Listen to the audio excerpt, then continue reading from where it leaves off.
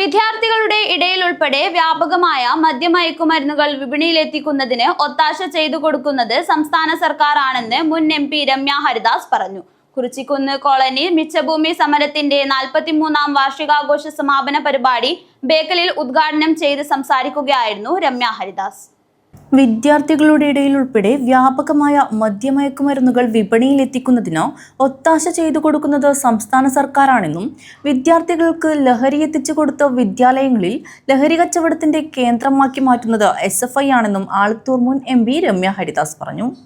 പള്ളിക്കര മണ്ഡലം കോൺഗ്രസ് നേതൃത്വത്തിൽ കുറിച്ചിക്കുന്ന് കോളനി മിച്ചഭൂമി സമരത്തിന്റെ 43ാം വാർഷികാഘോഷ സമാപന പരിപാടി ഉദ്ഘാടനം ചെയ്ത് സംസാരിക്കുകയായിരുന്നു രമ്യ ഹരിദാസ്.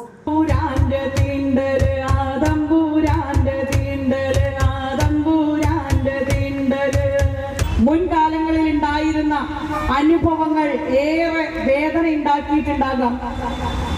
നമ്മുടെയൊക്കെ കുട്ടിക്കാലങ്ങളിൽ ഒരു പക്ഷേ ഏതെങ്കിലുമൊക്കെ വീടുകളിൽ പോലും വെള്ളമെടുക്കാൻ ചെല്ലുമ്പോൾ കിണറിൽ നിന്ന് പോലും വെള്ളം കോരിയെടുക്കുന്നതിന് വേണ്ടിയിട്ട് പോലുള്ള സാഹചര്യം ഉണ്ടായിട്ടില്ല. എന്റെ കുട്ടിക്കാലത്ത് പോലും ആ അനുഭവം ഉണ്ടായിട്ടുണ്ട്. സംഘാടക സമിതി ചെയർമാൻ സുകുമാരൻ പൂച്ചക്കാട് അധ്യക്ഷത വഹിച്ചു.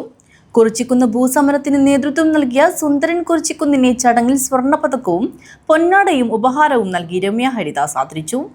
KPCC അംഗങ്ങളായ Hakeem Kunnil, Palayam Pradeep, DCC vice president Sajid Mauval, DCC general secretary VR Vidyasagar, Uduma block Congress president KV Bhakthavatsalan, മണ്ഡലം കോൺഗ്രസ് പ്രസിഡന്റ് രവീന്ദ്രൻ കരിച്ചേരി, സത്യൻ പൂച്ചക്കാട്, യശോദ നാരായണൻ, ജയശ്രീ മാധവൻ, അഖിലേഷ് തച്ചങ്ങാട്, രാജു കുറിച്ചിക്കുന്ന് തുടങ്ങിയവർ സംസാരിച്ചു.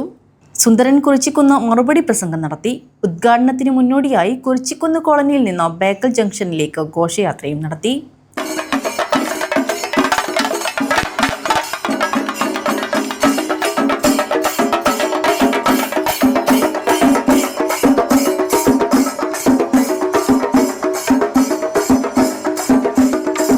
News bureau, Kanhangad.